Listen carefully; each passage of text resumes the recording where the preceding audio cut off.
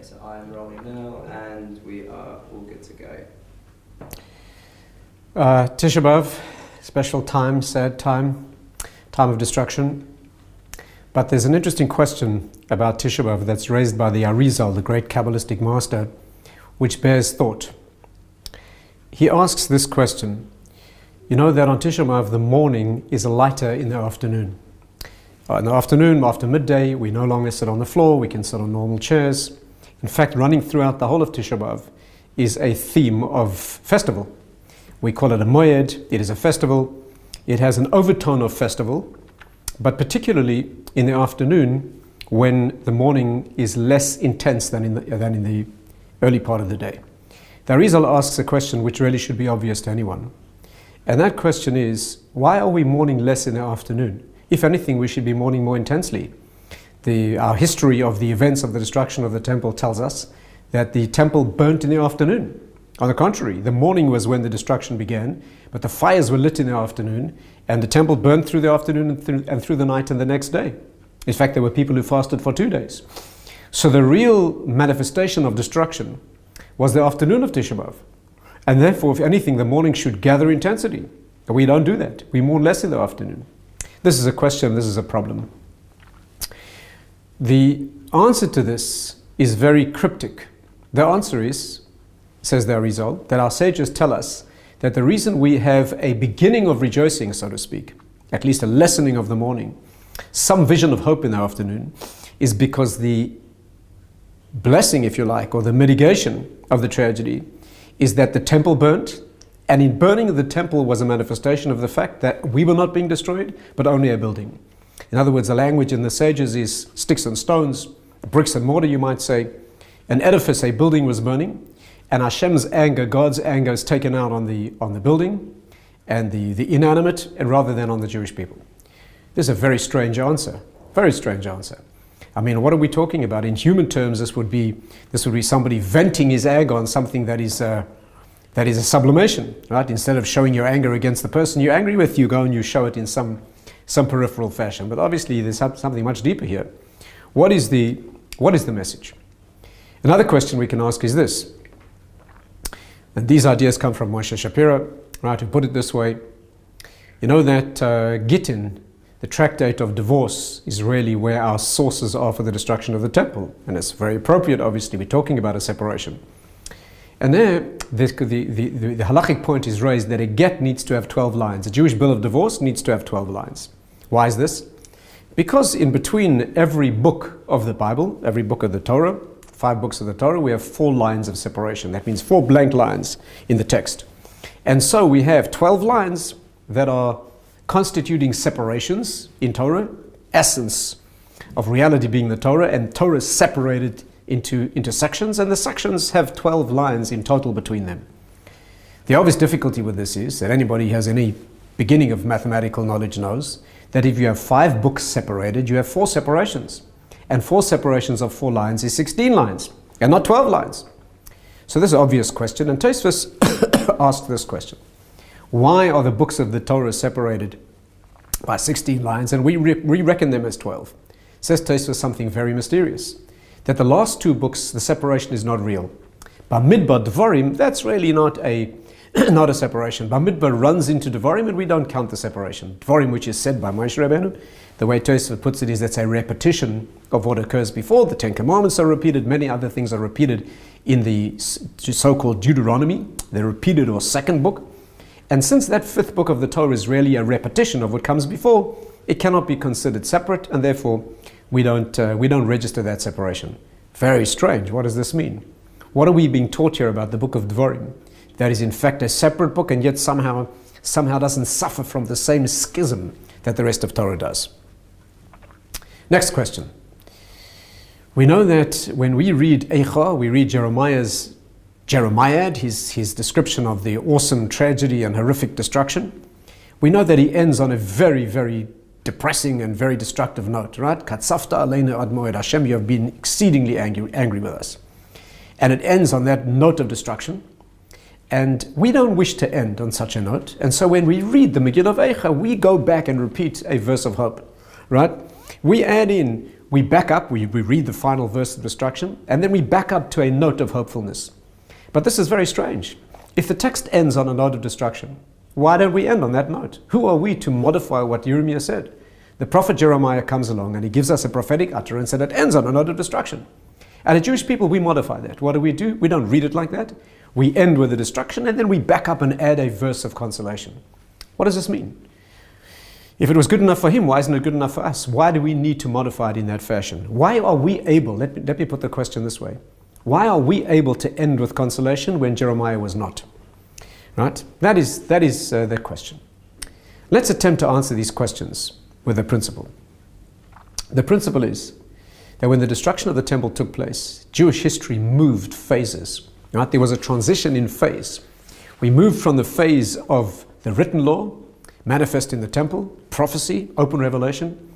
We moved into the beginning of the phase of the oral law. We moved from written to oral, from prophetic to non-prophetic revelations. Let me put it to you this way.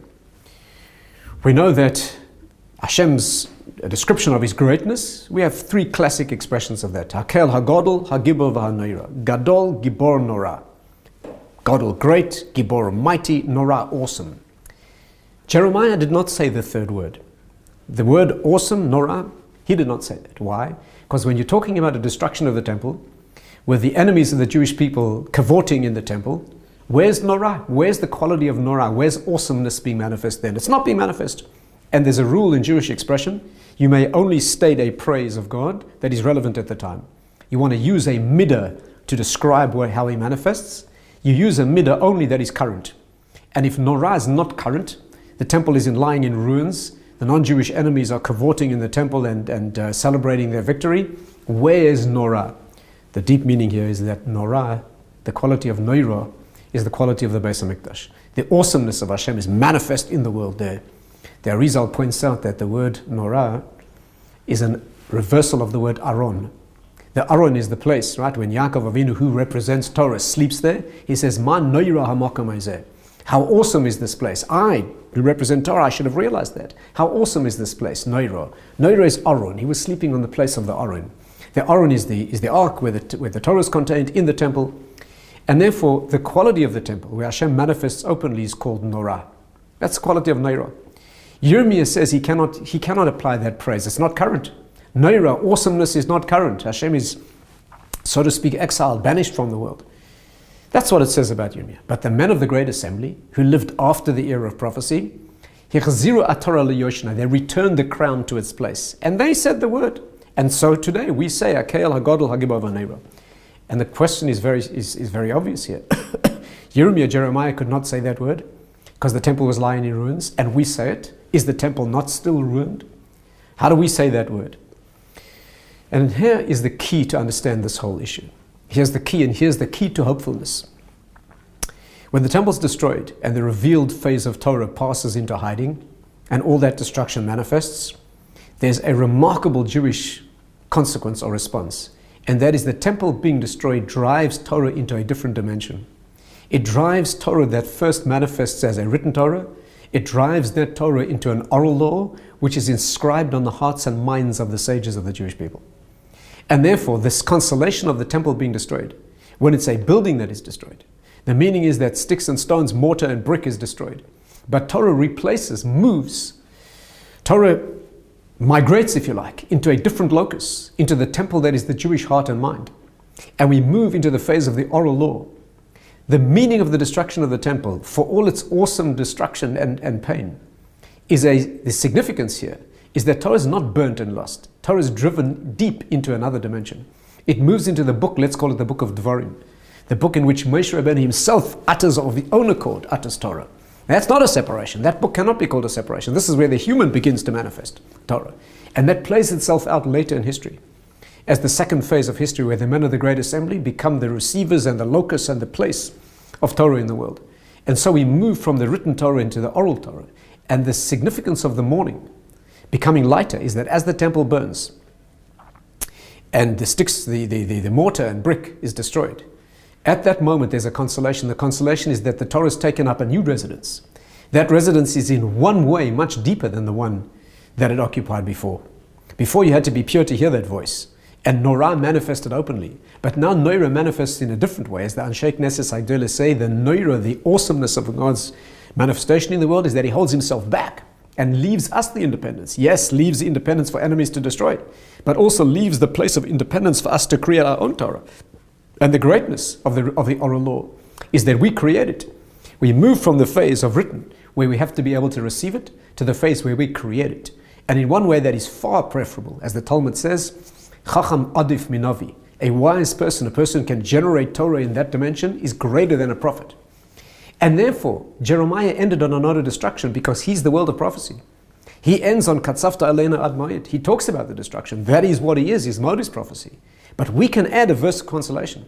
We who live in the dimension of the oral law, we who see another side, we who generate the ability to create Torah of ourselves, of our own accord, small though it may be compared to the manifestation of prophecy. But nevertheless, this is the ongoing meaning of Torah, which will take us through to a Messianic age. And so Yirmiyah did not add a verse of consolation. He's talking about the generation of destruction. But we who live in the recreation of Torah, we add the verse of consolation. That's exactly what we do.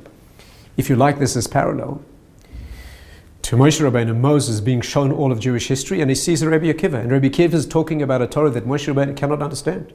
How can the giver of Torah not understand a dimension of Torah? The answer is he lives in a dimension of Torah that is given clearly. There's nothing that needs to be fathomed and figured out for yourself. He can't relate to that. But it's Rabbi Akiva. Akiva, same letters as Yaakov. Source of Torah in that way, who ushers in a new era of Torah, and that is the Torah of the oral law. And therefore, the message here is that when Yaakov Avinu sleeps at night and perceives the place of Oren, is really perceiving the beginning of a night that will follow in history, where the temple will be destroyed. We'll enter a nighttime, we'll enter the afternoon and night of a Tisha Beav, which is intensifying darkness. The building will burn then, but in that very burning is the seed of consolation. Namely, that Torah moves from an openly manifest dimension into the hidden dimension, but the creative dimension, the ongoing and eternal dimension of the Jewish heart and mind.